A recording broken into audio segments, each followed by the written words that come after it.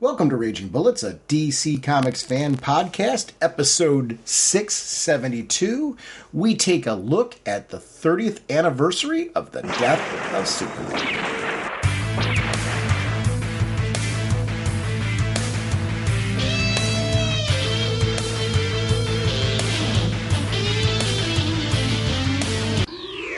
Welcome to Raging Bullets. I'm Sean Whalen, Dr. Norwich. I'm joined as always by my co-host Jim, the sensei of the whatnot, the master of speculation, the duke of the sultan of strategery, the bridge-defying, wants to make it very clear that Cleveland has a superhero who is basically the Uber of avoiding bridges because he remains the elder statesman of the podcast, Segulin.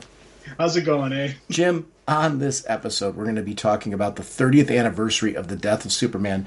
Targeting the special, but you and I share a lot of stories about our own past with Superman during the time that the original Death of Superman was actually coming out. So it's a packed episode with that. We also have, of course, a rich Speeding Bullets segment where we talk about some favorite comics that we've been reading now and some of the current DC news. We are sponsored, as always, by DCB Service and InStockTrades.com. Jim, what is going on over at DCBService.com? We have DC Power, a celebration one-shot, 40% off, only $5.99. We have DC Universe by Dwayne McDuffie hardcover, 50% off, only $19.99. And we have DC's Harley Quinn romances, one-shot, 40% off, only $5.99. Thank you, DCBS. Over at InStockTrades.com, they have some really cool deals of the week. First one is Batman Spawn, the Classic Collection hardcover. If you missed the originals, this is a great way to get them in this hardcover format. It's $19.99 regularly, 50% off, only $9.99. Grayson the Super Spy, Omnibus hardcover. It's $100 regularly, 50% off, only $50. That series is amazing, so if you did not get a chance to pick that up, grabbing it in the Omnibus is the way to go. Young Justice. This book is near and dear to my heart. I'm a big Peter David fan, and the artwork was just stunning on this. Young Justice trade paperback book 6, $34.99 regularly, 50% off, only $17.49. It's a good week for the deals of the week, so I want to thank DCB Service and InStockTrades.com for continuing to support our show. Mr. Segulin, what kind of a podcast are we? Raging Bullets is a spoiler podcast. We go in-depth into plotline, story twists, and whatnot of the comics we're discussing on today's show. So if you haven't read the book, you may want to come back later so you can better enjoy the show. Let's talk some DC news. There they are, all alone except for that old character.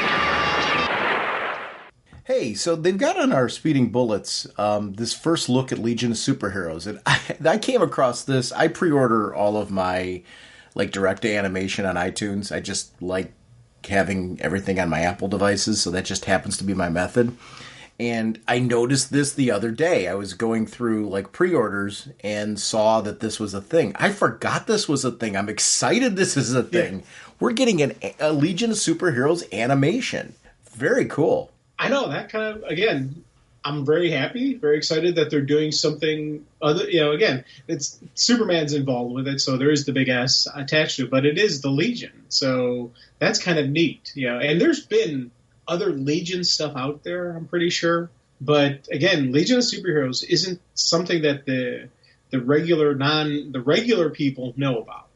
Comic fans know about the Legion, but the regular people really don't know about it. So I'm always happy when we get these characters that the Muggles don't know about, that they're learning about. So it's kind of neat. Yeah, well, and the thing I like that gets me excited about that, because my first thought when you were saying that is I'm like, well, the problem is the people buying this are going to be us. And then I was like, wait a minute, HBO Max. Yeah. These things wind up very quickly on HBO Max these days as content as well. I like owning. I still buy them and pre-order them. But, well, how do you, so I know you and I watch these differently, because I watch them right when they come out. I like having that ding on my email that, hey, you got a new one of these. And you're watching it, but I don't think you don't approach this the same way. Do you buy them now? Or are you watching them HBO Max? You doing a little bit of A and B? How are you approaching these? If you say, hey, let's talk about it on the show, then I buy it. If not, okay. I wait for HBO Max. I'm paying for HBO Max. I'm going to use HBO Max. And wait, here's the thing. That's my opinion on it. Well, and financially, it's a smart thing to do. Yeah. And if it's something I really, really like, I'll buy it afterwards. So I do buy it. If it's something I really like, man, I want to own that because eventually it'll leave HBO Max and I want to make sure I can always watch it when I want to. Those kind of stuff I do that I do buy that. Or when the announcement's coming out that it's getting ready to leave HBO Max, I'm like, okay, it's time for me to make the decision: do I buy it or do I let it go? So it's and again, you can always get it at a later time, but I'm wait till HBO Max on these things. I don't do it with films and stuff, but I do it with like comics, where it's weird. I love digital, but I don't trust digital. Like, I'm afraid a digital platform's going to go away, and even the stuff that I bought, I'm eventually going to lose. So with comics, like, that's why I like getting hardcovers and trades and omnibuses and that, because I've got like this physical archive that nobody can take from me. But then I buy them digitally through like Comixology, so I'll buy the collected editions. I have these services, like, because I'm using the DC Ultra a lot. Which I'm using the DC. I've got to say, since they switched over to this Ultra thing and stuff's more current, I am using it a ton. Which, I mean, and considerably more than I was using it before, where it was so distant from the current books. Like, books that I'm behind on, I catch up on Ultra. And I'm really enjoying just having everything at my fingertips. I'll jump back to that in a little bit and talk a little bit about some things that I really like about it and some things that I don't, or I should say, I don't know how to, if there's a way to do it, I don't know how to do yet, but we'll jump back to that. But I'm finding that. But I do have these weird issues. I don't know if you run into this. I'm very concerned about ownership because I want to have it like you're talking about. With films, for some reason, I feel safe buying them on iTunes, but those platforms change, like, eventually. Like a decade from now, iTunes, I don't know, I'm hoping iTunes is still a thing and I have all my content. But who knows what that's going to look like? We're going to have like 24K, for our TVs, and we have to rebuy everything anyway and buy it in whatever format it is then.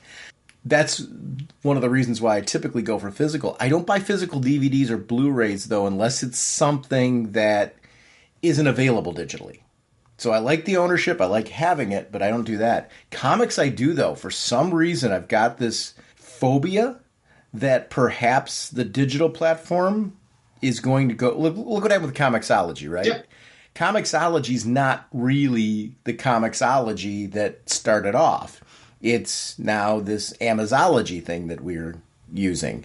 I've grown to like it. I like it just fine now. I've gotten through all the nuances of it. So, but what happens if Amazon decides not to continue that platform or further absorbs it into their ecosystem in a way where I think where I got burned was some of those independent books that never got finished. Where it was, I had been collecting things like Apama and stuff and Bloom and things like that. And I was liking purchasing them through Comixology. I felt like I was supporting the creator. I was owning my copies. Then all of a sudden they changed all the rules. And certain books never got, like, they were available physically. They were available digitally direct from the creators, but I couldn't get them and finish them on Comixology anymore. And I don't want that. I don't want part of my miniseries on one platform and part of it on another. I'm having enough trouble keeping up with where I've got my stuff. Keep it simple. Like, make it easy for me to get this. I wish Amazon had made it easier for people to make the transition. I didn't lose anything, so in fairness, anything that I own, I've got, and so I don't have a gripe there as far as losing anything. It's just, it's not like books, I use my Kindle all the time. It's not like books in the sense that you screw up the platform and change it, and somebody can't finish something. I don't have a way to use it on your device. Yeah. And that was the piece I didn't really like with all of that. So physical ownership's kind of a biggie. I love these movies. Did you ever see the Jon Stewart one? No, I haven't yet. Oh my! You have got to. I know. I'm skipping Super Sons was the most recent one, but and you should see that too for the exact same reason. But being such a Jon Stewart fan, it is one of the best Jon Stewart offerings. It's up there with his Justice League animated series stuff. Ooh. So yeah, I know. It's again, me and my schedules and everything going on. So it's all the craziness in my life. But I do.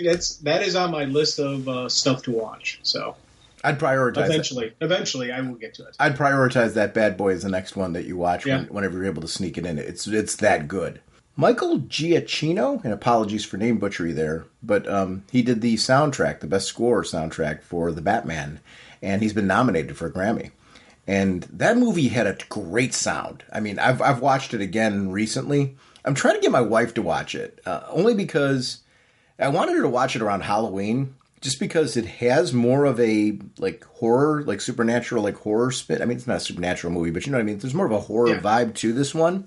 She likes those type of movies around Halloween. So I thought, like, okay, this can be my gateway to get her to see The Batman, because I think she'd really like it. I think she'd like the whole story and everything. I don't need my wife to watch everything that I watch. I've gotten very comfortable as I've gotten older, kind of realize it's actually been in the tenure of doing this podcast, where when we started this show, I tried to rope her into everything. Now I've kind of realized I don't really need to do that. I need to be more mindful of involving her and seeing things that she's actually going to enjoy, and seeing the things that I know she's not going to without her. Yes. And I'm very comfortable with that, because it really is, to me, it's about enjoyment. And I think I do the same thing when I share comics with people now, where I don't bother sharing things with people that I know this isn't going to be their wheelhouse. But I do believe that comics have such a rich tapestry now. There's comics you can give to anybody out there to, you know, give them a gift or introduce them to the medium. The Batman, though, is something I think she'd like if we watched it at the right time. I think so. Yeah, and it's funny because you mentioned that. That's a movie I've been trying to get Dad to watch, because I think my dad would like that. You know, just just the style and the format to it. There's enough action. There's enough cool story going on. I think he can look beyond the bat, the bat costume and all that, because he does not like the superhero stuff. You know, if I force him to watch something, he'll watch it. But again, I don't want to force him to do something. You know, like I want him to enjoy it as well. So. Do you see this post about like why don't people just move from Gotham? Yes. This is the greatest thing in the world. Dude, this is outstanding. And I was going to comment on the actual Facebook, and I figured, no, I'm going to actually wait until the show to talk about this, because one, this is outstanding. Absolutely loved this. The only argument I have against the statement, they're talking about like property values in Gotham being probably like $200 a month for a 3-bedroom apartment. There's no way Gotham is that. Gotham is New York City prices. So a one bedroom efficiency kind of thing that's as big as my bedroom is probably going to run them about $2,000 a month. It depends on where. It depends on where. I would make an argument. Gotham has burgs. And here's the thing. I think the more dangerous, the better the prices. I don't think so. I think real estate people are real estate people. Okay. And they're going to just say, this is Gotham City. You have to pay a premium for it. Yes, you could get possibly gassed any minute now, but you still got to pay for it. Oh, and we need first and last months in advance in case you die, and then we need just an extra Joker tax on top of it, just to get just an extra payment in there, just because the Joker could maybe level the building, And I'll tell you, insurance alone. Renters insurance alone in Gotham have to be unbelievably ridiculous, just because of someone may blow up a building any minute now, So, yeah, I do find the comments funny, and I do agree with the comments where you say Gothamites are probably like, hey, Bane never swore to break my back, and I completely agree with that. But now $200 a month, I could say, okay, maybe. I could see someone risking it for that. You pick the right neighborhood, you dance and bob and weave, maybe you could pull it off for $200 a month. Okay. 3-bedroom, $200 a month. I'm thinking I may be like, forget the Browns, go Knights. I'm all in on this, But you can be bought. I can be bought. Yes, $200 a month can possibly buy me for that. Hey, bob and weave, gas mask. You have that. I have my regular bug out bag that I have my bug out bag has all my diabetes stuff in it, so it's not like. Thing, but if I was in Gotham, I'd have a different bug out bag. I'd have I'd have a gas mask, definitely. Because you need that for, the toxins that are constantly being released. Maybe, when you go to leave Gotham, you throw on your Kevlar, just walk around always having a bulletproof vest on just because, or bullet resistant vest just because, you never know when people are going to start shooting. Wait, I just want to be clear. So $200 a month makes you say, I'm okay with functioning like that. Is that $200 a month for a 3-bedroom? Okay. You're like, so Kevlar, 3-bedroom, Kevlar, gas mask, all that stuff. We're good to go with all of that as long as that. You may get the Sensei in Gotham for $200 a month for a 3-bedroom. All right. Come on. I hear you. That ain't bad. But you're buying. But here's the thing: your monthly allotment of accessories that you've got to buy to live there. What does that look like in comparison to your current mortgage? I'm just saying. Actually, not because here's the thing: a good Kevlar, that'll run me about $1,000. Okay. So you factored this in. A good but that Kevlar is good. Technically for at least it's 3 to 5 years. So every 3 to 5 years I'd have to replace it unless I get shot at. Unless I'm getting shot up, then I'd have to replace it sooner. The gas mask. Here's a good thing to know. We know in Gotham that it happens infrequently, so it's okay. Right. Yeah. And the gas mask, that I'll be honest with you, depending on like the Joker toxins, I don't know what level, a mask I would need. So I'm assuming it'd be $1,000. So that's right there, $2,000. And we are living in a society now where masking in general and getting to know about different kinds of masks, it's not that odd. So, I mean, I get it. I'm like, okay, you're just... So I'm looking at $2,000 up front, plus, any other tactical equipment I need to buy. Right. So there would be an upfront cost, but that, unless I have to replace the stuff. Sure. It's upfront cost. So I'm back down to my $200 a month for my nice 3-bedroom apartment. That's right. So hey, I'm like that ain't that bad. And again, you keep your head down. You don't make eye contact with anybody because you never know who somebody is, someone's associate of. You don't. If you're driving down the street and someone cuts you off, do not honk the horn. Do not say anything stupid like, "Hey man, I'll give you a piece of my mind," and it turns out it's the Joker, and you're like, "Oh crud, I'm dead." So you just. But here's the problem though. Yeah. Okay. So I get that you're thinking there's certain rules that'll get like the Joker to not shoot at you in those scenarios. Here's the problem: you can follow those rules, and that might get you shot. Yes. Because he may be annoyed that you ignored him. Exactly. So like you're trying to like give an A or B to a scenario where it could flip on a dime. Yes. So that goes back to I've got to have my fanny pack. Like I get where you're going with this. I see it and I understand it. I might be the only one who does. Now, I will take one issue. So Jared posted this, and it's hysterical. And so if you haven't, go to the Facebook group and read this thing, because we'll never do it justice. It's funny, though. The one thing I'll disagree with, though, it says that Cleveland has no protector. Exactly. I would make a strong argument that we do. We have the very famous, very well-known Bridgeman. Yes. We have a lot of bridges, and I feel safer knowing that there is someone who can direct me away from them. Yes. A champion. Cleveland Bridgeman. Go that way. Just take that route, exit there, and you can avoid that bridge. I like this. Stay, citizen. I like this Superman barbershop. Oh, God. Eli posted this. Where is this at? Do we know? No idea. I'll be honest with you, I'd be willing to take a road trip just to get my hair cut at the Superman barbershop. Yeah. I have no hair these days, so I would get my hair cut anywhere. It's like, go ahead and take shave. Go right at it. I'm 2 steps away from Lex Luthor anymore, so it's like, go for it. I am very, very excited, for the dawn of DC that's coming, because we're getting more and more news about this, and it seems like this is what the year's going to be next year. It's going to be talking about this dawn of DC. We've got Lazarus Planet. We've got Action Comics coming with this big initiative. There's going to be a Jon Stewart series that's coming, they just announced. There's Unstoppable Doom Patrol, Adventures of Superman John Kent #1. There's just a lot of really, really cool stuff coming. Superboy's getting a mini-series, Man of Tomorrow, which looks good. I love that we're getting 2 Green Lantern books, by the way. Yes. I love this, because This is like first of all, I love both characters, but you're a Jon Stewart guy. I'm a Hal Jordan guy. I love both characters though. So for me, give me both. Yes, completely agree with you. 100% happy we're getting new titles, and this isn't like a reboot. This is just a launching of new titles, kind of announcements type of stuff. And so I'm happy with this. Can April get here already? Yes. Green Arrow by Joshua Williamson. Yeah. Please. And who's going to be the Green Arrow? Well, you read the tagline. No, I did not. Actually, sorry. Okay. Well, I'm not going to spoil it for you then.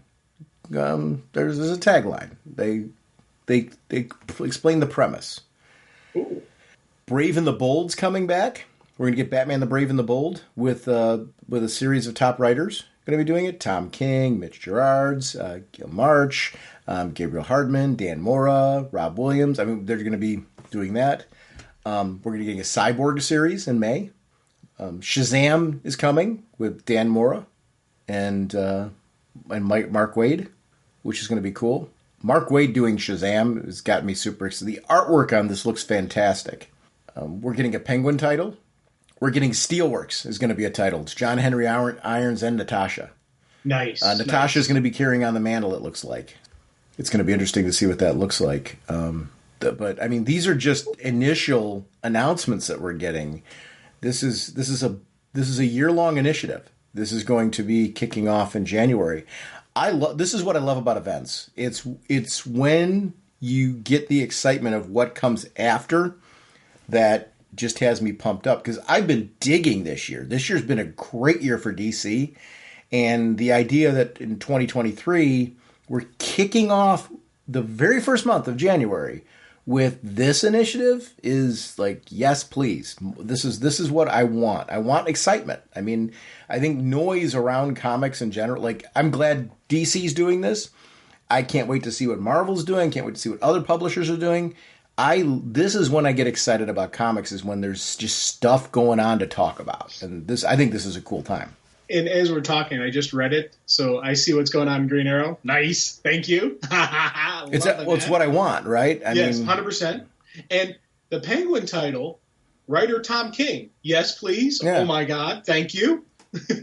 This is just here's the nice thing. When you go through that list, there's so many creators, writers, and artists that are involved in these projects. Every time there's a new one, I'm excited about the talent that's involved. And I think that's something that I just want to see more of. I want more announcements with more talent being involved. I can't wait to see what DC's doing this coming year. I think it's going to be just really cool. You know, on the Speeding Bullet side of things, I've been doing some catch-up work this week on some books. I finished Flashpoint Beyond. Have you finished that yet? No, actually.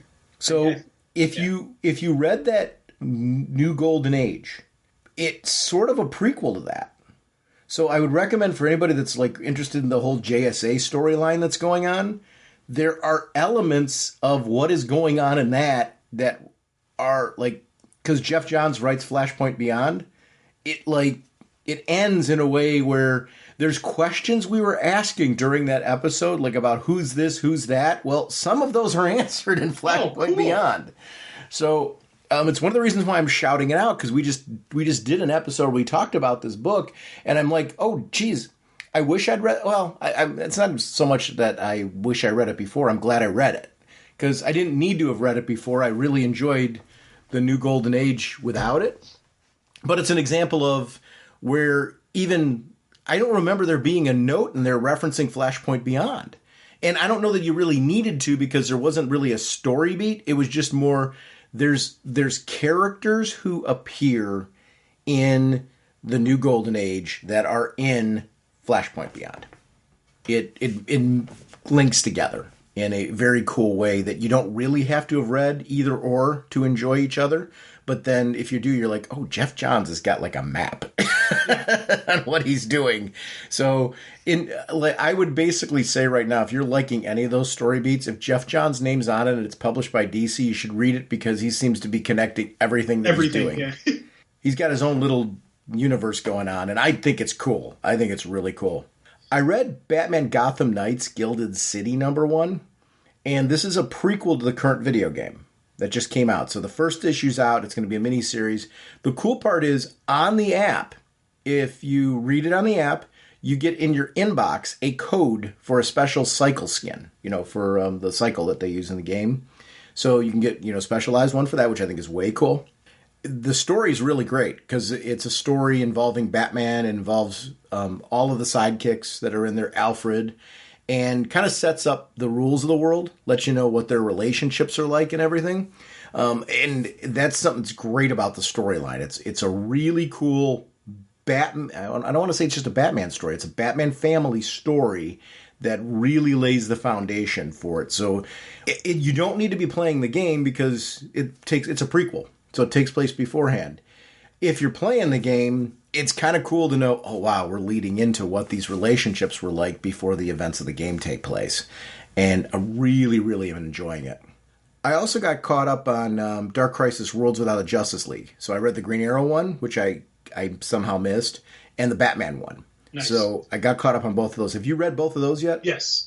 Outstanding. Yeah. They're terrific. Boy, the Green Arrow one, I don't. It's hard to say I give it a slight edge, but the focus on the relationship between Green Arrow and Black Canary and how that relationship made their experience with Pariah different, I thought was just really, really well done and added to my overall enjoyment of this, the series that I was already in. I'm already digging what they're doing with Green Arrow. And I think it's why you and I are excited for April, right? Yes. Because exactly. his whole story arc and her whole story arc just has me captivated with whatever direction they're going with it. And so I was really all in on that. I love that both stories were Green Arrow and Black Canary. Like the beginning story and then the backup story were both, it made sense in that book.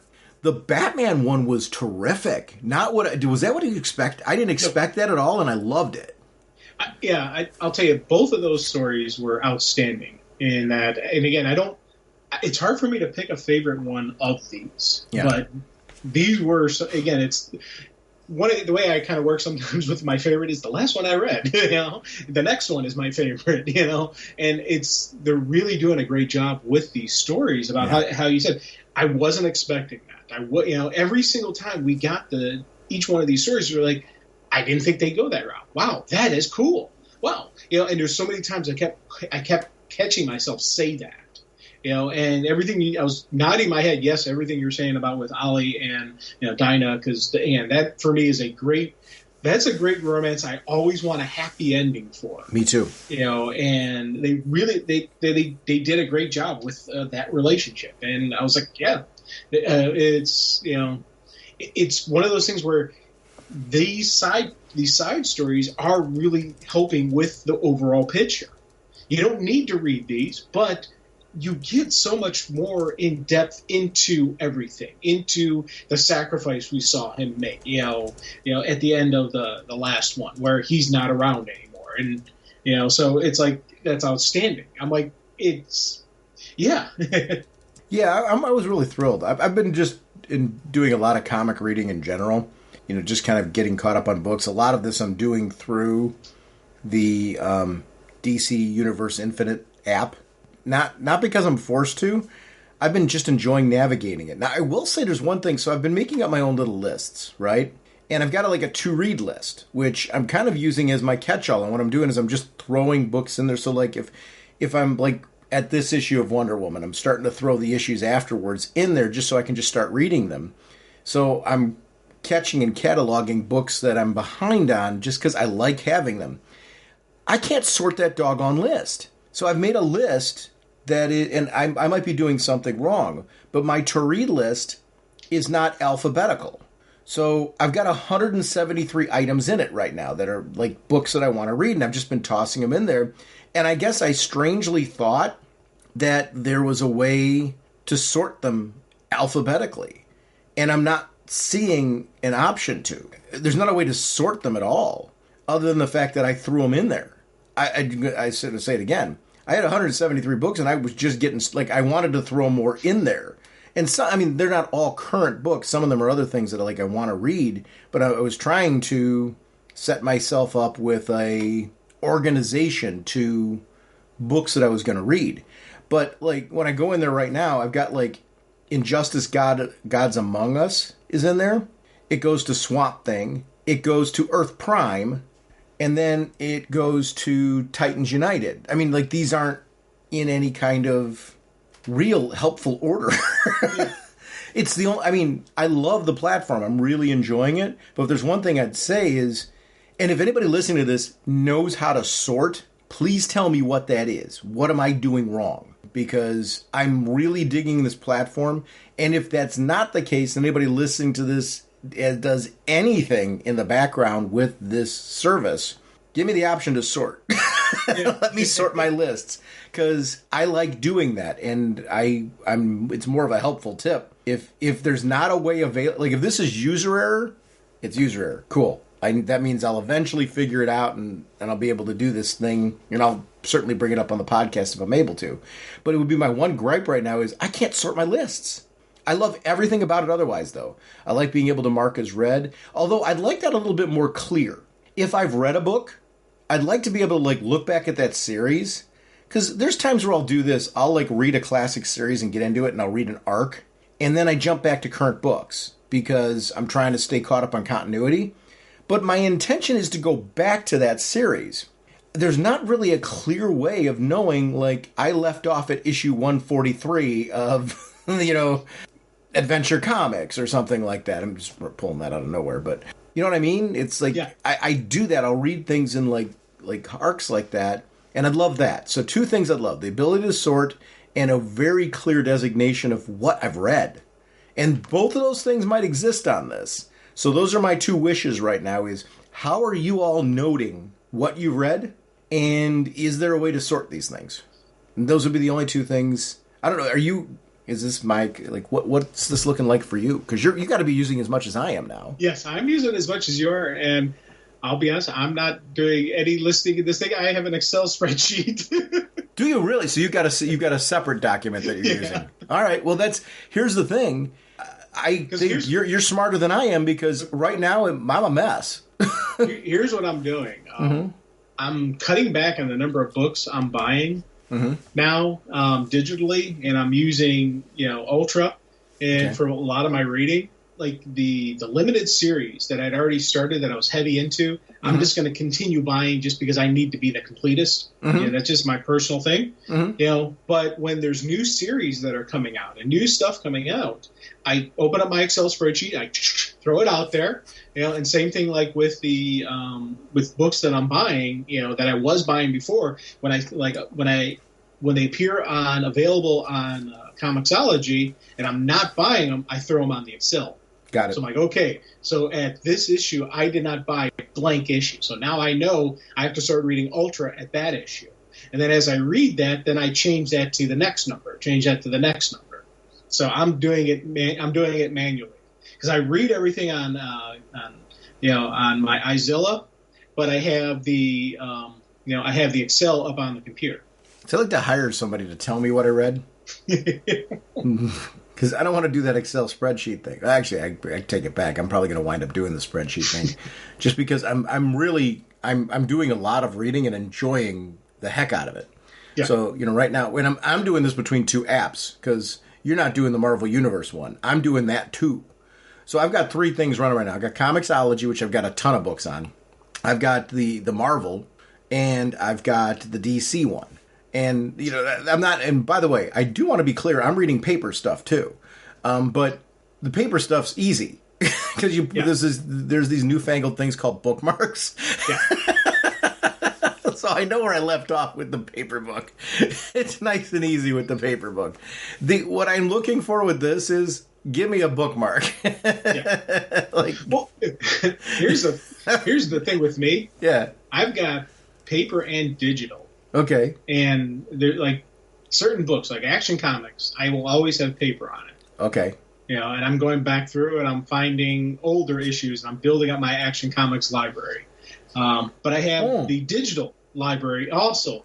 And I am still buying Action Comics, even though I could get it very easily through Ultra, and I have my paper version. I do that too. There is some. I'm still a little bit on like I got to keep buying this book, so I'm buying it multiple times. And then when the absolutes and the trades of stories that I really like, I buy that as well. So I have like 3 or 4 versions of this thing.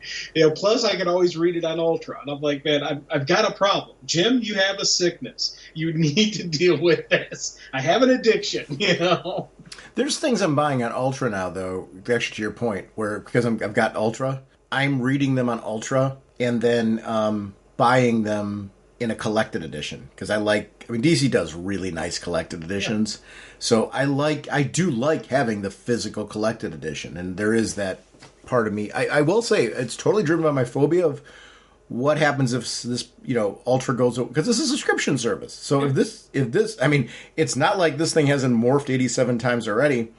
I think what they're doing right now with this is brilliant. I really am enjoying it. And it can continue to grow and evolve. I think this Ultra thing is a step forward. I think it's a cool thing that they're doing. I like having the sense of some form of ownership.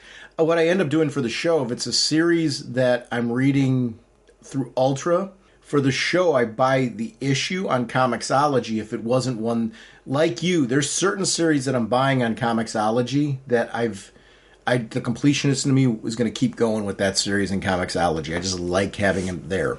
And I like Comixology quite a bit. More what I'm finding, I'm buying a lot on Comixology, but more of what I'm grabbing are, like, I'm reading the old Mickey Mouse newspaper strips. Like, they have these really cool collected editions. There's paper versions of them. There are those library editions. You know what I'm talking about? Yeah. So I started grabbing these. I'm a huge Disney fan. I really like the stuff by Carl Barks. I love the Don Rosa stuff for the Duck stuff and all that. It's really terrific. It's and I want to be careful. I'm saying the Duck stuff like it's not stuff that is got substance. These are like really cool stories with a lot of depth in them. I've gotten very into them. And it's very different than the other stuff. Like, as you can guess, it's very different than reading The Flash. And I like that. It's a nice something different to read. Well, I've gotten very into, I grabbed the first one of these, and I bought 15 volumes of it now.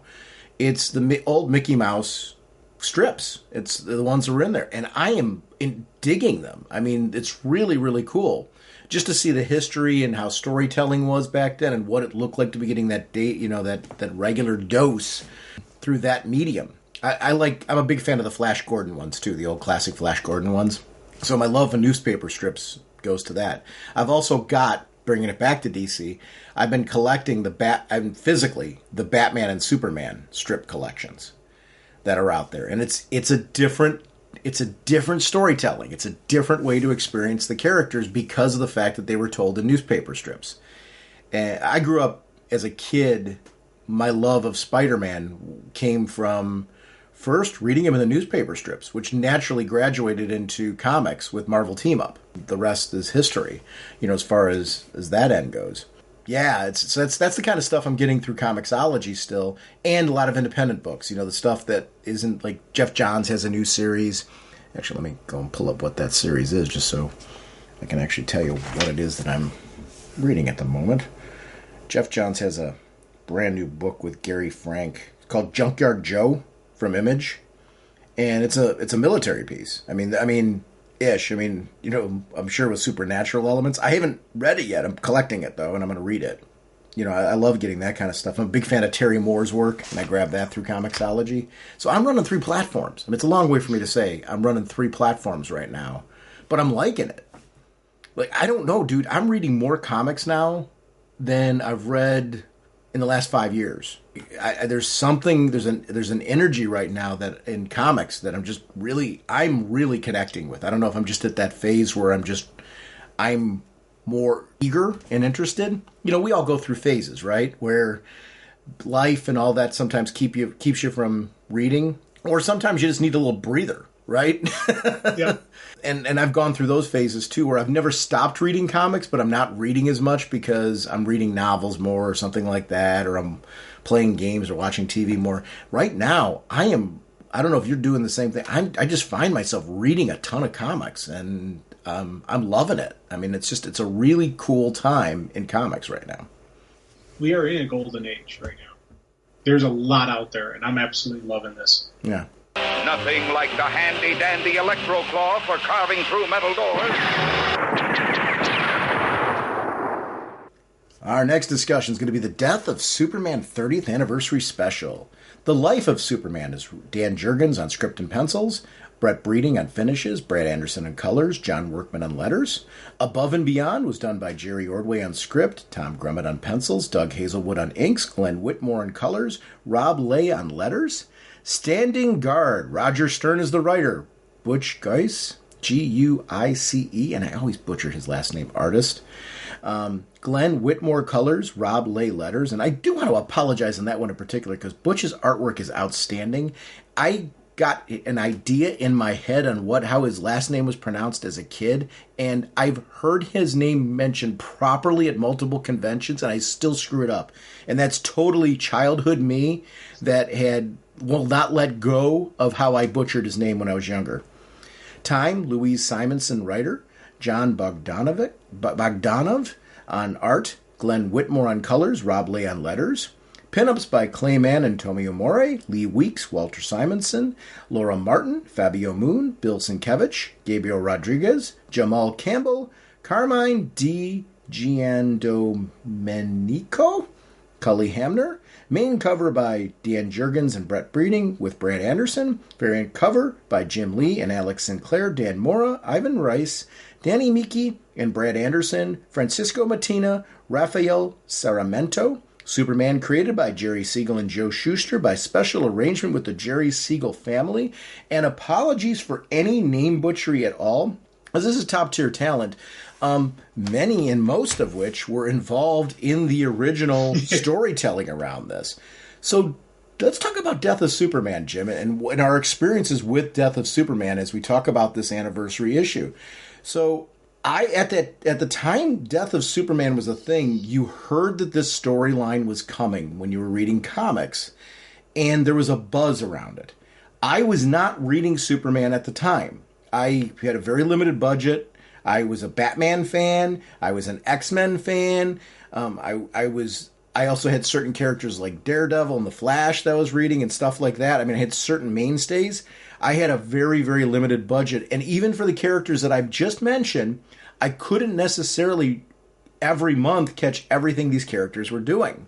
You know, sometimes I had to maybe like 2 months down the road or 3 months down the road grab a couple of issues of their title because I just happen to have a little extra disposable cash and I could get caught up on those characters. When this came out, it was a game changer because I'm like, oh, I kind of want to read this. I mean, it sounds really, really cool. So I ended up reading this storyline and following it. And that meant sacrificing some other things, like putting certain books that I was enjoying on hold to follow this event. So I read this as it was Death of Superman, the original Death of Superman, as it came out, which is what this event's supposed to do, right? It's supposed to draw you in to reading Superman. And not only reading this, but then following along afterwards. So that was my experience. I read this in real time, the original Death of Superman, when it came out. You had a very different experience with comics, at least at that stage, than I did. Obviously, you've always been more of a Superman guy. Were you reading comics at this time? And when did you get exposed to Death of Superman, if not at this time? Well, I was actually reading Marvel at this time. This happened when I was in college. Mm-hmm. And I was reading more of the Marvel side. I was reading X's Wolverine, Captain America I was running. And when I heard about the Death of Superman, my buddy Hoach was a DC guy. I'm talking to him a little bit about it. And he's like, yeah, they're really killing them off. I'm like, oh, cool. And I picked up the issue just, the collector mindset, Mm-hmm. So I picked up one that's still sealed, and I picked up one to read, even though I wasn't reading Superman. So you got one? Was it with the black sealed? Yeah, with the red. Oh, cool. So you've still got one sealed like that. I still have one sealed like that. Yes, that's cool. So I had the two, and again, I wasn't reading Superman, but and I had to read it. I'll tell you, this was absolutely wonderful. The Death of Superman was just a fabulous story. I was like, damn, this is good. So I borrowed some books from Hoach, and I was reading some, the prequel stuff leading up to it. He was letting me borrow some books afterwards. I started picking up the aftermath of the death of Superman, reading those issues. I stopped reading. I dropped Cap and a couple of the X books to, again, budget distribution. Same. Actually, to pick up the DC stuff. And it was kind of interesting because, I didn't know a lot of the backstory on what was going on in DC. Any questions I had, I talked to Hoach, and he filled me in on that kind of stuff. But yeah, so for me, this kind of brought me back into reading Superman. So the death of Superman got me back into reading Superman. And that was something that, again, these were some fabulous stories that came out of this. And there's stuff in there that I still remember. That final death sequence that they went through, that was absolutely brilliantly written and just beautifully drawn. I remember reading going, dang, that is awesome. And again, we knew he was going to die. They called it the death of Superman, but they still gave you something that was epic. And then it didn't end, the resoundingness of it didn't end with his death. The aftermath stories were some great stuff that happened. One of my favorite sequences is with Ma and Pa Kent. Yeah. Where Lois realizes, oh my God, that's their son. So she calls him up, and you have Lois Lane in a panic, which again, brilliantly captured in a comic book. Just showing Lois when she's kind of babbling as she's leaving a message for them, and it just Jonathan and Martha just look at us and go, pack a bag, Lois needs us. I absolutely love the fact that here's these grieving parents saying, no, we must help her. She needs us. And it still always does. But it's also, let me add another layer to what you're saying, because I'm nodding as you're going, because boy, are you laying this out. And our experience really wasn't very drastically different at all, because I had to do the same thing. I had to sacrifice other titles I was reading. I was reading both DC and Marvel at the time. I had to sacrifice a few books in order to make Superman work. My exposure to Superman was really, at that time, I jumped on the John Byrne run. I jumped on at various times when there were storylines, so I wasn't foreign to reading Superman. But, ultimately Superman got sacrificed for Bat books or X-Men, or I always liked to have some single issue titles. Like The Flash was a great example of that, where they were books where I didn't need to read other books, but yet they gave me a different character with a different sort of take and expanded my reading. Superman was one of those where, like you, I jumped on board and was just captivated by this. I'm like, I just want to keep reading it. World Without a Superman, straight on through to the Reign of the Superman. I mean, that was what an era this was to read live. The Lois Lane sequence you're talking about, not only did the parents did not nodding, everything you said, spot on, they also were doing it for Clark. Yeah. That was their son. Talk about a way to hold on to your son. It's like, he would take care of her. We need to take care of her. Yep. And I think everything you said was so much a strong element of everything. You add that layer onto it. It was one, you love the Kents the way I do. And it's situations like that where you can talk about, and it was this. It's not about contradicting each other. It's more of we know these people. So we're talking about them like you and I right now are talking about them like they're our friends. Like these are our friends' parents. The Kents at their best, when they're written like that, they are the parents that you're like, you can't help but love. And I think when comics have brought them in and done great stories with them, there's a great story with them in this. There's some of my favorite stories. I shared with my mom. My mom didn't read comics at all. The Ma Kent one-shot, back in the day with Superman Returns, I shared that with my mom because I just thought that was such a brilliant one-shot. And my mom loved it. It was a very moving piece. And to the point of, getting it right, where, if I'm going to share one story, I'm like, Mom, when I read this, I thought of you. I love this kind of stuff, and this was a great era for Superman because it was, I think, for people who maybe didn't know or didn't understand the character or had stepped away from. I'm one of them. I'd stepped away from the character for a bit, other than crossovers. It was really great to delve back into his world and remember why I not only loved him, but I loved the supporting cast. Because boy, with him temporarily on the shelf, you really got to know this cast of characters and how he influences them. I gotta say one thing as I look at the opening story. Perhaps you don't fire a guy over the phone. Because you really want to see if he's having a bad hair day. Because this guy in particular is certainly having that. I loved rereading this story and seeing, oh my gosh, his doggone picture was there. He's one of the Doomsday Cleanup people. Yep. You know, they fired their poster child. What are you doing?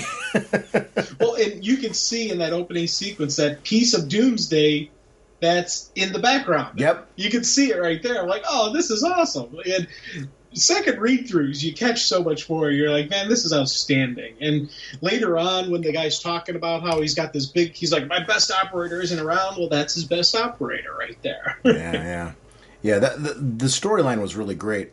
I love that this was a storyline too about how, you know, it brings John into the mix and how John finds out what happened to his dad. And I could see parents having difficulty navigating that. I mean, you know, so dad was killed by somebody who was hunting him because he's Kryptonian, which John's part Kryptonian. So, you know, if you're telling this big bad horror story, you're basically saying, hey, kid, if the boogeyman were to come back, he'd be after you too. So I loved this story of two parents who are trying to figure out, like, we got to tell him eventually. When is the right time to tell him? How do we tell him without freaking him out? Also, we don't fully understand we understand what happened, but we don't fully understand what happened with your return.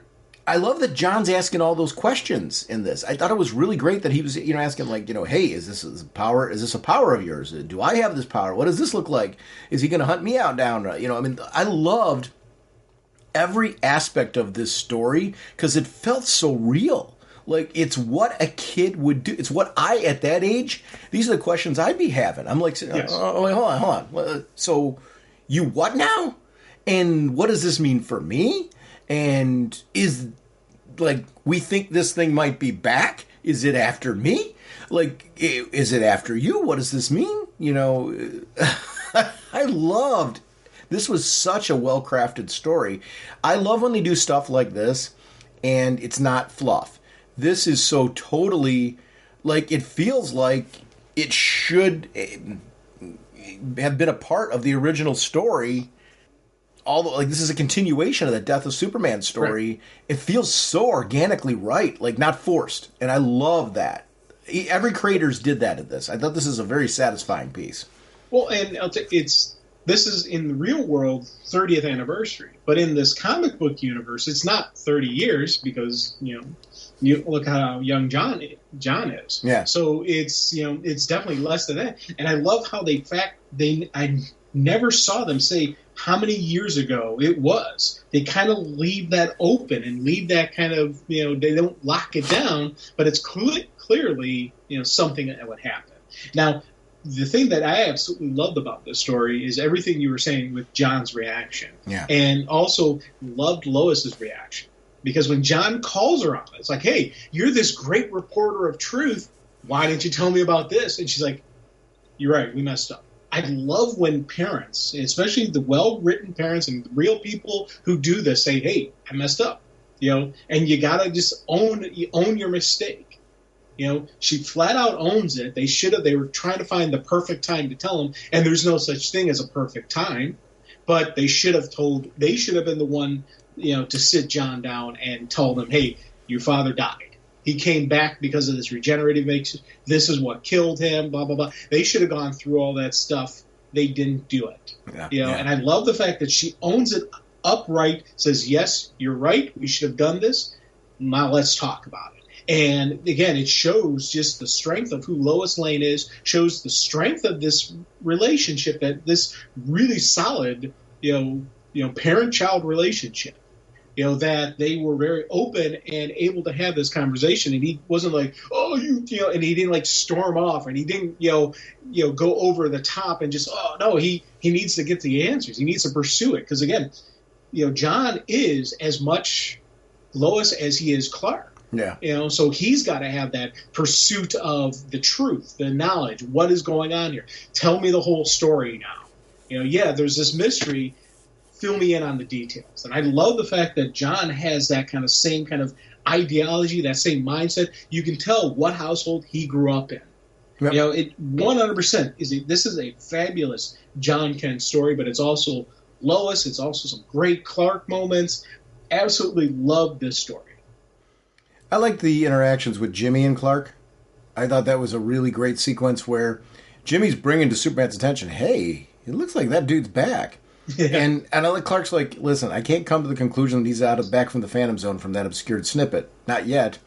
But I like that it's clear there's questions that need to be answered, because I could see him being like, I don't want to believe this guy's back, because that was horrid. And I like that Lois references this was the worst day of my life. You know, I mean, when this happened, it's the worst day of your father's life. I mean, this is something where, you know, you don't want to relive that. It was that kind of real, honest emotion about, you know, we don't, like, we talked about this, but we don't regularly, like, talk about this. There comes a point where you want to move on, right? Yeah. And this being that moment where it's like, I don't want to go back to the way we were back then. You know, and going through that again was just, I don't know, terrific. I thought that was something that they both felt very human. Yeah. Clark felt human, Lois felt human, everyone reacting felt human. Yeah, and one of the things I also really appreciated was them showing the scene where Clark breaks off the knee that eventually the guy ends up collecting as the souvenir of the event. Yeah. And I even remember vaguely from this, there were moments when Clark did break off the bones and Doomsday did scream in pain. So I remember Clark doing that kind of stuff in the fight. So I like the fact that I remember it from the book, from the original time, but then they took a time to show us him actually breaking that off for later on in the story. Again, brilliant storytelling about how they're showing the backstory, showing the fight. So if you never had a chance to read the story, you're fine, you're covered in it. But if you read the story, that it's just, again, this is a brilliant reminder of what he did, what the battle was like, how much of a toll and how nasty of a fight that was, seeing, you know, how Superman just had to hold back nothing, unleash everything he had on Doomsday just to get the reaction out of the monster. It was absolutely brilliant story from, you know, again, completely reminded me of how horrific of a fight it was. So love that they did that, but the way they did it with the overlay of Lois talking to John. This wasn't Clark remembering it. This was Lois conveying it to the son. Love that. By the way, I'm pretty sure somewhere in the background is Batman taking notes about this version of Doomsday, because he seems to like to try and find ways to destroy the Justice League. So I'm sure, you know, like he's like, you know, oh, Batwings on Doomsday. Yeah, I could see that. He had 4 arms. Maybe I'll make one with 6. Yeah. I adore Batman, but it's stuff like this. Like like I'm really surprised. Like I wouldn't be surprised to find out that like we're gonna have like the 60th anniversary and Batman caused the whole thing. But I like that he was named Doombreaker, and that whole piece was really good. It's a great Clark story because just like any great Clark story, he tries to find a way to save the person who's the victim of this. Lloyd Creighton's a victim, and you know it's Superman's all about, you know, bringing him back to normal, letting him, you know, bring him back to his life. We had that great moment where even the torn up cape John brings to him. Yeah. And, you know, tries, you know, he's glad to see that his dad's okay and that everything's worked out. You have this, like, really hopeful moment with the two. That sequence at the end in front of the Daily Planet with Clark and John, with everyone onlooking the whole thing, I thought was just iconic looking. Really, really iconic. Well, and here's the thing. I love that this story does have a happy ending, because this isn't about the death of Superman. This is him dealing with, this is the aftermath. So, you know, I like the fact that, you know, if the death of Superman story had ended with Superman not dying, I would have felt cheated. This one, you 100%, you expect Superman to win. And he not only does he win, but he wins because of Lois went to the apartment. Lois did her research. Lois is throwing out the stuff saying, Superman, I know you can hear me. Here's what's going on. And of course, Clark is always tuned into Lois's voice, so he hears. So it's, again, this is team dynamic. This is the Superman family working together to take down Doombreaker. Absolutely loved how they had this and Clark saves the day. But the sequence that really did crack me up when John was keeping in cover saying, Mr. Superman, you dropped this cape, and, well, Superman without his cape, that just ain't right, is it? Yeah. I love that Clark corrected his grammar. That is funny. It's there's so much about this that's personality based. One of the things I really enjoyed in this issue was the spreads. As you go through, individually, there's either anywhere from 1 to 2 or 3 in between each storyline. And the Clayman, Tomeu Mori, and I know, I'm sure I'm butchering it's Tomeu. I'm pretty sure I'm butchering that name every time, and I say this with love because this is a really cool piece. Yeah. I love seeing, it's very classic with, kind of a contemporary filter on it almost. Clark turning. I'm hoping at some point, this is going to seem strange, that the identity comes back. Because I do like Clark, and I don't know what it looks like nowadays, what Clark Kent Reporter looks like in a modern day. But I love these years where we get to see Clark and Lois kind of doing their thing. I'd be curious to see what the next phase for Superman's going to look like in 2023. Yeah, I do like the secret identity. Well, here's the thing. I absolutely like the fact that he's like, I've got to be truthful. Truth is what he's about. Mm-hmm. So I 100% agreed with them coming out, and his, being very open, removing the secret identity. I thought that was wonderful. The storytelling they did with that, where John tried to develop his own secret identity and that didn't work, and we saw how that played out. So now he doesn't have a secret identity anymore. The various ways they went to protect the Kents now. All these different stories that they're based off of that I love. So I'm not knocking any of it. But I do miss the secret identity. I do miss the dun dun dun opening sequence where where he opens up the shirt and you see the big ass and he's changing to to go do his thing. And I do miss that. That's always going to be part of a Superman story. Because how many times do you see someone dress up, they're doing a suit, and all they have is the suit underneath with glasses, and their costume is Clark Kent changing into Superman. Come on. You got to love that. I liked this Above and Beyond story with the Kents a great deal because it was the reaction to them watching and them finding solace in looking at Martha's scrapbook and really seeing all the things that she collected. I mean, it was a nice journey through the life of Superman leading up to Death of Superman, but also gives you a lens into some things that, doctors and patients waiting on gifts of life, transplants, organs. Clark had a chance because of his powers to do some specialized transports like that. And while you can't be everywhere, these heart transplants, kidney transplants, corneal transplants, easy enough for me to say, corneal transplants, were all put together by Superman, making sure, and that's not exciting in a comic to see those things happen in those issues, but these are things that would happen off camera that Clark would do.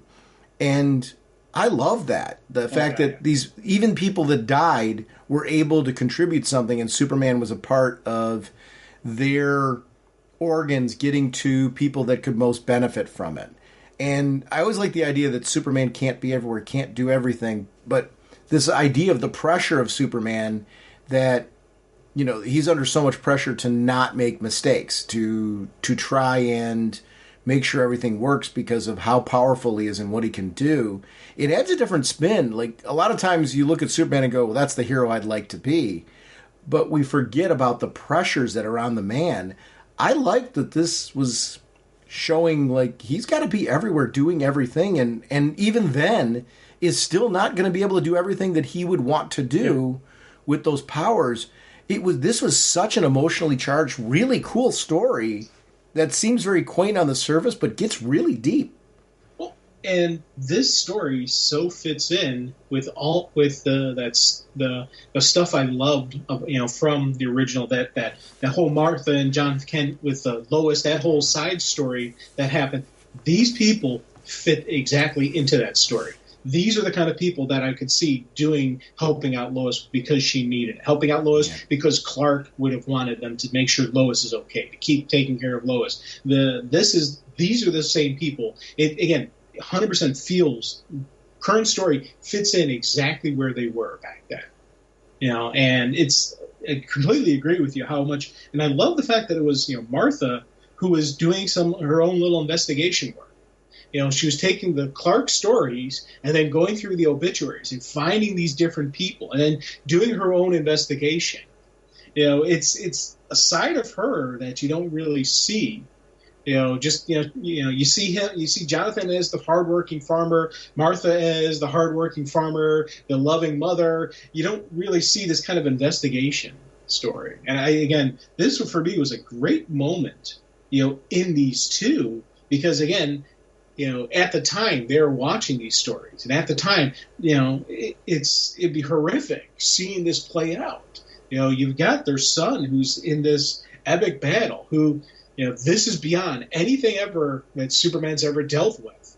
And just I loved seeing how they were able to kind of like compartmentalize and shut down a little bit, and not just completely lose it over what's happening.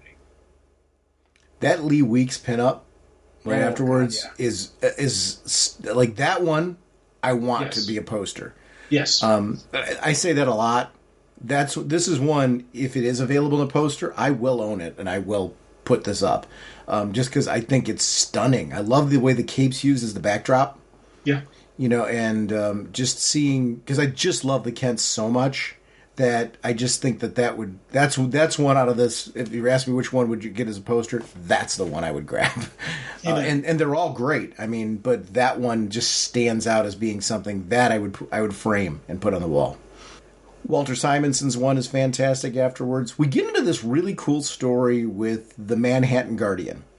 And the Guardian's an interesting character for me, where I've always loved stories with the character, but if you were to ask me, is he like a character that like you jump to or gravitate to? No, he's always one of these characters where I'm like, I forgot that I liked him.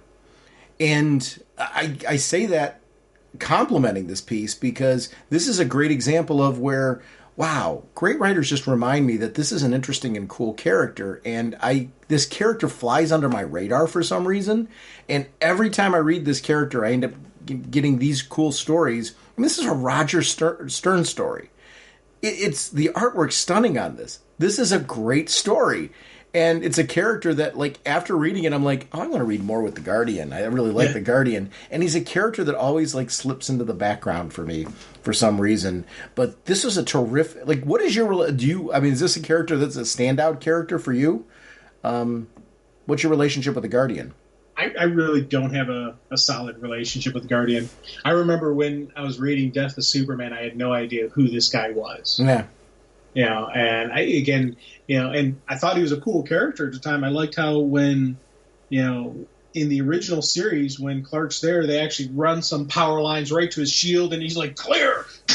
I'm like, that was a really cool moment. I'm like, okay, that's kind of neat that they're trying to rejuvenate him. They're trying to revive him. They're trying to do something.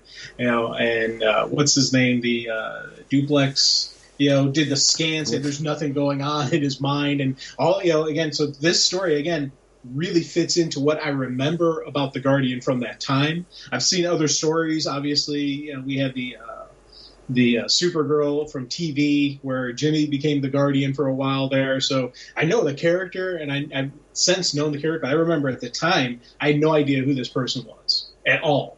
So that comic story itself, the original Death of Superman, did a pretty good job, keeping me up to speed what kind of guy he is. I didn't know any of his backstory.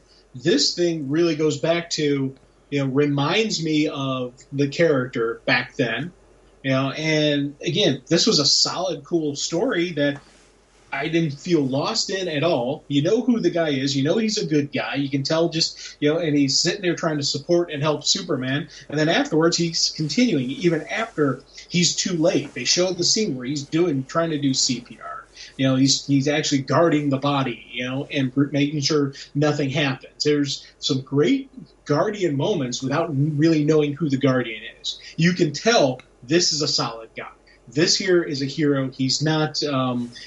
he's one of those guys who does it for the right reasons, who's there to protect. He is a guardian of this city, and now with Superman gone, he's going to step up his game. And I love getting that vibe from heroes. That was the biggest thing about the aftermath of Death of Superman. How many heroes stepped up? How many heroes said, we need to do this? The city needs us. The world needs us. We just lost Superman. We need to let everyone know everything's okay. And this story right here really did a good job with showing us that that's the kind of guy Guardian is. I like that he worked for Cadmus, and I always liked that idea that Cadmus was this organization where they were experimenting on things. They were underground. They were doing some things that were benevolent, but other things that were shady. And he was struggling with his duty to the organization, but then his own code of conduct was of peace. And I like that, this is a situation where he wants to help. We're seeing the Justice League go down. Superman is fighting against a beast that Superman can't handle. Maxima's taken down. He's showing up on the scene. He's like, I want to help any way that I can. I want to help. I want to be there and help out in the process. And he's continuing to go there, and that's bravery in and of itself. I mean, the amount of destruction that Doomsday is causing, and he's running towards it, not away from it. That says something about the character. I also like this idea, Superman dies, and it becomes, what do we do now? And what I mean is, what do we do now with this body? How do we honor and respect this man? And when you've got people that are there that are like, we want to claim the body. Because science. And we all know what that means. That can be benevolent and that can be horrid. And they're like, well, you're not doing the horrid stuff. We're going to respect this man and honor this man. And they're ready to take a stand. Like Maggie Sawyer's there kind of saying, this isn't how it's going to happen. And Double X is a part of this where he's like, I want to help out with this process. It was cool to see people that were taking sides in a situation that was just maybe not going to go well. Yeah. And I loved the reality of that, no, it isn't, for some people, it's not about honoring this man who did a great sacrifice. Yeah, again, it was cool Maggie Sawyer scene too. Yes, I loved her. And she's like, get on the phone. The whole SCU, Murphy, even the desk jockeys, tell them get over here on the double and be ready for a fight.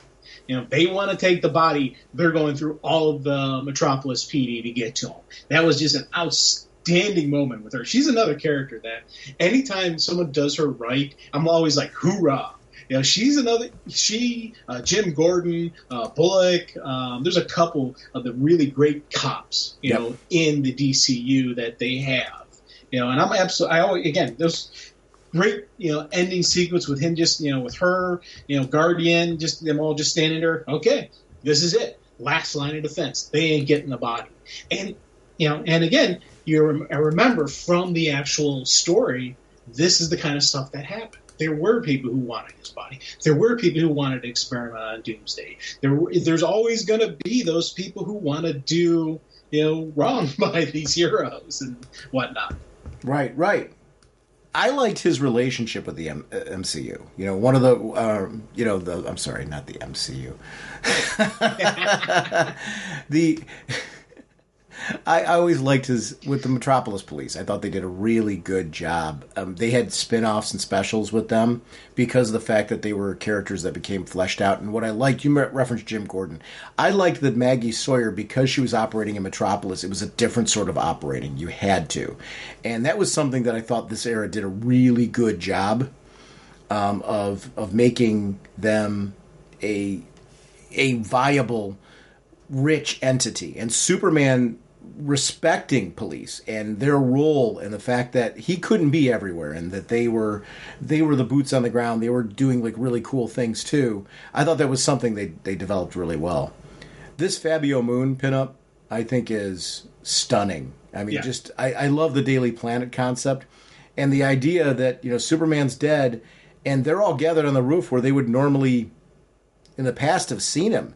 And, they're reminiscing, they're telling stories or, withdrawn and introspective. And each person's having a different sort of experience there, which I thought was great. Jimmy's hitting the signal launch. I absolutely love that. Bill Sienkiewicz's pinup piece is terrific. What I don't know what kind of relationship you have with Bill Sienkiewicz art. For me, it was the New Mutants. He had this incredible run on New Mutants where it just happened to be an era where I got to know his artwork really well. And it was an artwork that took me some time because of the fact that he really is a very unique artist. And Bill Sienkiewicz is like one of those, when you see it, you pretty much know, is that Bill Sienkiewicz? And if it's not, it's somebody who was heavily influenced by Bill Sienkiewicz. I have grown to adore his artwork, and I grew to adore it in New Mutants because it was different. It was something that was, I want to say at the time when I was young, it was outside my comfort zone. You talk on this podcast about art that, kind of changes the game for you. You gotta, you get used to the storytelling. It's different than the art that you're normally, in the zone with. And Bill Sienkiewicz's art was like that for me with New Mutants. First time I saw it. Then you start to keep reading it issue after issue, and you get used to his storytelling, and you get to realize that, wow, I'm really enjoying this, and it's a treat because it's different. It's breaking down my walls. That's an artist that anytime I see something, a piece of his, I just smile because foundationally, an important artist for me because he was, at the time when I first was reading that New Mutants book, when he got on it, it was just something very, very different. That took me a while to get used to, and then I loved it. Absolutely loved it. Yeah, as a kid, I probably wouldn't have appreciated it as much as I appreciate it now. Because I know I'll be honest with you, I don't remember reading it, but I know I did because I was, reading a lot of the different X books and all that stuff. So I probably did see it. But as a kid, I liked the more traditional artwork. So something like this would have really thrown me. His art style would have thrown me.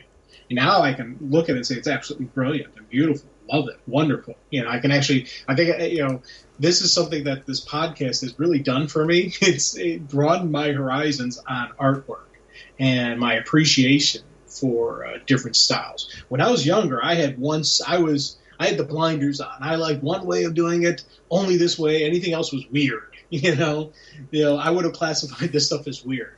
Now I'm like, this is brilliant. So. Did you ever read the Demon Bear saga from the New Mutants?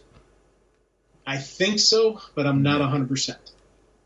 He had some significant art of the Demon Bear. I think saga. I did, but I'm not 100%. Again, that would have been back, 90s, right? Oh, when was 80s? When was Demon Bear? Well, the first appearance as a cameo was in 1983, then 1984. I mean, this is early stuff. So I'm not sure when Sienkiewicz actually first touched the character. I just remember that being an era of the New Mutants where his artwork I was starting to really wrap my head around. And so, to answer your question, I probably read it. Yeah. But back then, I don't really remember much of what I read. I was reading New Mutants monthly back then because it was, at the time we were used to the X books being this incredible amount of books.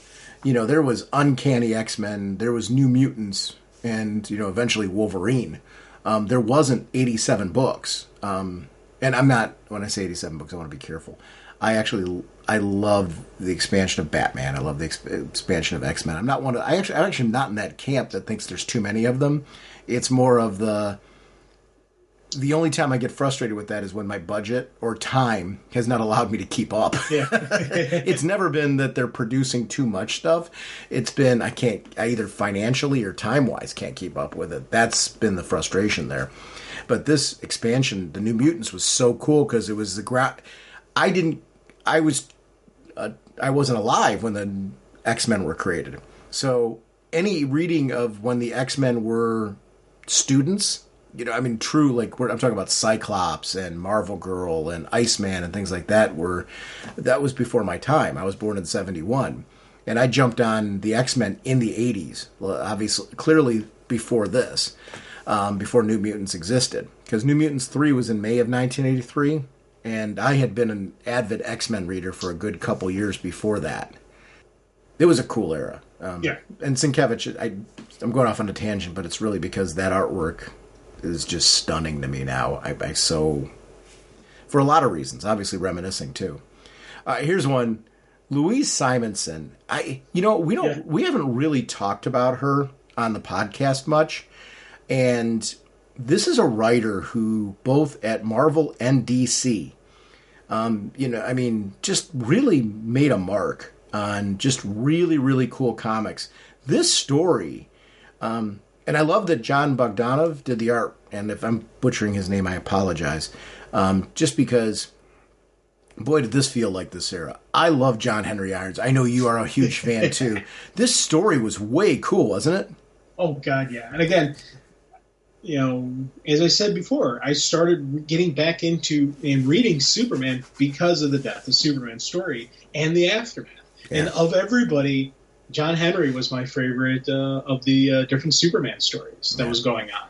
100%. In my head, I was thinking he was going to be the one to continue on the mantle. He was going to be, and it's the whole thing how he said he put the S on his chest to honor the man who saved his life. I'm like, this 100% is going to, and I'm thinking in my head, they're going to continue on with John Henry as Superman. And they'd continue the Steel story and all that stuff. And I followed that, when, he got his own series. I kept following this guy. And this right here, this piece so fits into the John of that time that, this 100% completely fits into everything that was going on during the death of Superman stuff. Absolutely 100% love this story. Yeah, and that's something for me. When you see characters like this, he was one. I kept trying to figure out what was going on with Superman, like which one of them was the real Superman. Parts, and there was parts of me that was like, well, he's part of Superman. He's part. Like at one point in time, I thought all of them were parts of Superman, and somehow together there was going to be merged into the one Superman. Yeah, right. I had that thought as well because he seemed to be the heart and soul of Superman. Yes, and I loved that about him.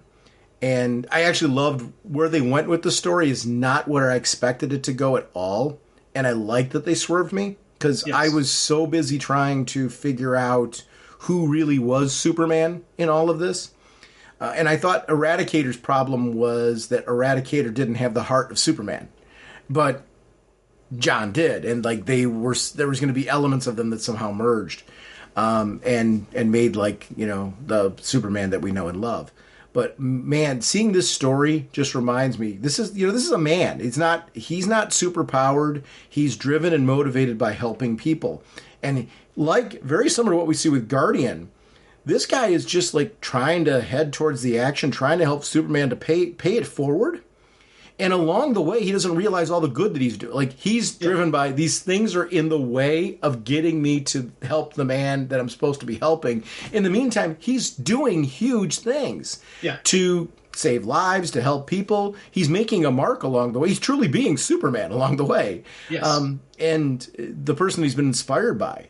And I really love that, like, these guys are ripping off, like, the best part was when they're ripping off the stores because chaos has ensued. Yes. And he's pointing out to them, like, there is somebody up there that's going to die, and they knew them, and they're like, oh, crap. You get to see people where they're like, we've got a choice in this moment.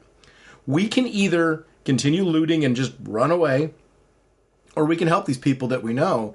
And you see him inspiring people to, like, help out. Hey, enough of this damaging buildings and stuff like that. There are people up there in trouble, and we can help them.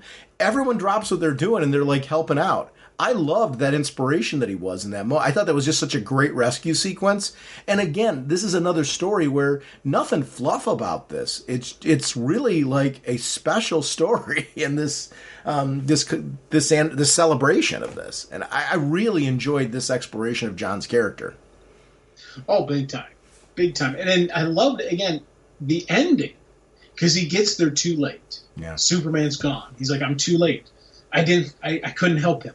And somebody else needs help. He's like, I'm in. And for me, it was just that great moment of, as I said before, I love seeing the heroes stepping up. Yep. And that was the thing I loved about the Steel story, where, you really start to learn who this guy is after, because there was a couple brief moments in the actual comic when you see him being heroic. This really fleshed out him being heroic. Then it was the aftermath where you see John Henry Irons. You see what kind of awesome guy he is. And you're like, man, this, and I love how this ends with him going, okay, well, Superman fell saving the city. I'm up. 100%, man. It really, again, these are, when a comic can get an emotional response from me, I always love that, and this, again, it's tying back to, when I'm remembering when I was reading this stuff and how, again, I got emotional a lot of times in reading the death of Superman and the aftermath moments, and there was a lot of just cool moments. And again, I love this final page with showing, him, the beginning stuff where you're seeing this, he evolves into Steel. And this, again, stuff like this is what gets me excited for that Steelworks book coming out, where Natasha's continue on, because we've seen her grow as a hero. And so I love the fact that, she's going to continue the mantle. And I want to see John still around. I still want to see him do his thing, but I love the fact that it's about the next generation stepping up. It's about the next generation continuing on. It's 100%, This, again, brilliant story. It's got me excited for the future. And it's funny because this is a 30th anniversary issue. A lot of people would call this just a throwaway issue, but for me, this is just absolutely wonderful. Well, the people that would call it throwaway issue haven't read it. Right. I like the pinups. And I mean, I think each one of them has validity and they're a snapshot of honoring what this story was. And this Gabriel Rodriguez one, the ferocity of what's happening between Superman and Doomsday. Jimmy doing his job of taking the picture. Lois's panic at the situation was great. You flip the page and you've got this great artwork by Jamal Campbell that offers, like, you see Lois in the foreground clutching the cape, but then you see, like, in these background articles, Lex, I keep forgetting about the long-haired Lex Luthor with the, the clone, I remember that whole storyline, and Matrix, Matrix Supergirl, and then, the Reign of the Superman piece. The Matrix Supergirl, let's talk about that a little bit. Did you, how much of the Matrix Supergirl did you read? I mean, did you read her series at all? Did you, was your reading mainly in the Superman books?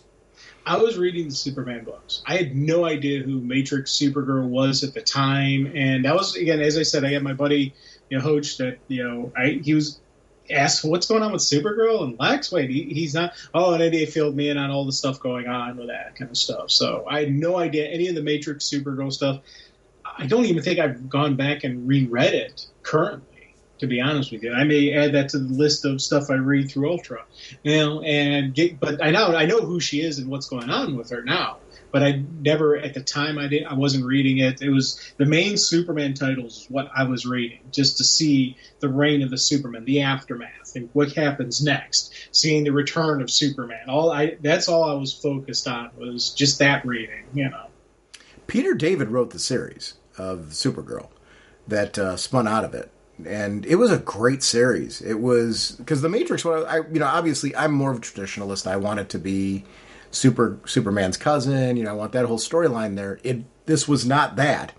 But I thought the thing that Peter David did really well with the character is he got us closer and closer in that kind of storyline, that because he inherited this concept and fleshed it out in a way where it became, I really was into it. It had great artwork, Gary Frank artwork on the series. It was a great series. I'm sorry, the series enjoyed multiple artists, but I just remember really loving the series. Yeah. I'm going to butcher Carmine's name, but so I'm not going to do that out of respect. But the pinup that he has there, I love the majesty of that, right? Where you've got the Fortress of Solitude look kind of surrounding Superman, and in the center is like this looming beast that's coming for him. And you flip the page and you see the great I love Cully Hamner's art, and his take on all of the Supermen from Reign of the Superman and the Returning Superman, which I thought was a great way to wrap this up, by putting that as the concluding image. Yeah, and again, I'm a fan of the super mullet. I'm a fan of that everything that came about and how they explained away Clark Kent's disappearance and then Superman returning, and just the overall story that brought Superman back. And as much as I love the death of Superman, I absolutely love the return, the aftermath, the reign of the Superman, the return of Superman. All the stories continuing on is what kept me reading Superman stuff. I started reading at Death of Superman and continued on because of the power of the stories that were being told. Yeah. It was really a great era to really enjoy. I loved every aspect of this. This was, to your point about this not being a throwaway, what a great issue. I mean, just the way that each of the stories was crafted. I love that they brought back the original creative teams. It really felt like an important story. He is called Hawkman. His gauntlets possess awesome powers. I would like to remind everyone of our show voicemail line. It's 1-440-388-4434 or Dr. Norge on Skype. We love having you part of the show. RagingBullets@gmail.com is the email address. You prefer to contact us that way. RagingBullets.com is our show website. That's where we post new episodes. It feeds out into our Facebook fan page and our Twitter. We also are proud to be part of an amazing Facebook group community, and they really script out our segment for Speeding Bullets for us. I want to thank everyone there for posting news, posting great fun pictures, just articles, content. They're participants in this show, and I really want to thank you because it just adds something rich to the podcast that we wouldn't be able to get to otherwise. So a lot of time goes into that, and please consider joining that group and participating in the wonderful work that they're doing over there. Jim, we are sponsored as always by DCB Service and InStockTrades.com. What's going on over at DCBService.com? We have DC Power, a celebration one-shot, 40% off, only $5.99. We have the DC Universe by Dwayne McDuffie hardcover, 50% off, only $19.99. And we have DC's Harley Quinn Romances one-shot, 40% off, only $5.99. Thank you, DCBS. Over at InStockTrades.com, I adore my collected editions. These are really important to me right now. So when I take a look at things like this week's great. Batman Spawn, the Classics Collection hardcover, $19.99 regularly, 50% off, only $9.99. We're getting new Batman Spawn. This is a great way. If you missed the original one-shots, this is the way to grab them. Grayson, the Super Spy Omnibus hardcover, $100 regularly, 50% off, only $50. Young Justice Trade Paperback Book 6, $34.99 regularly, 50% off, only $17.49. Thank you, DCB Service and InStockTrades.com for continued support our show. Our next episode, Jim, you and I are going to be back, and we actually have two episodes we're recording back-to-back. We're going to be talking about Wildcats, Stargirl, Dark Crisis, Dark Army, and Punchline. For the first of that two-part study, we're going to be seeing you next week. Bye. All right, you guys. Are you ready to sing your song? I'd say we are. Yeah, let's sing it now. Okay, this should be fun. Now get ready for your cue. Okay, Sean? Okay. Okay, Jim? Jim? Jim! Okay. Raging Bullets time is here. We talk about what we hold dear. Comic books and TV shows.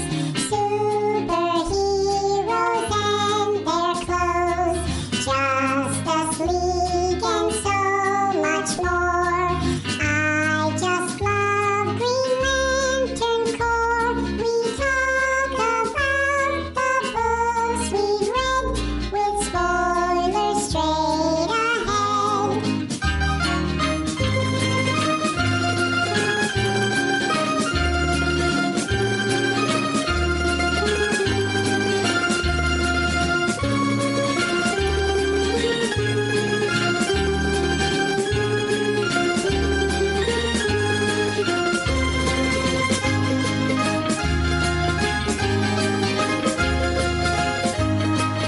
Okay, fellas, get ready. That was very good, Sean. Naturally. Jim, you're a little flat there, so be careful. Jim? Okay. Justice League and so much more. I still love Green Lantern Corps. DC Comics are what we know. The Raging Bullet Show. DC Comics are what we know. The Raging Bullet Show. Excellent job, guys. Let's sing it again. Yeah, let's sing it again. No, that's enough. Let's not push it. Push it. What is that? Yeah, what are you talking about? No, I didn't mean anything by that. I think we did it right there. Jim, I don't know. how long do you want the song to go? Look, it's our production.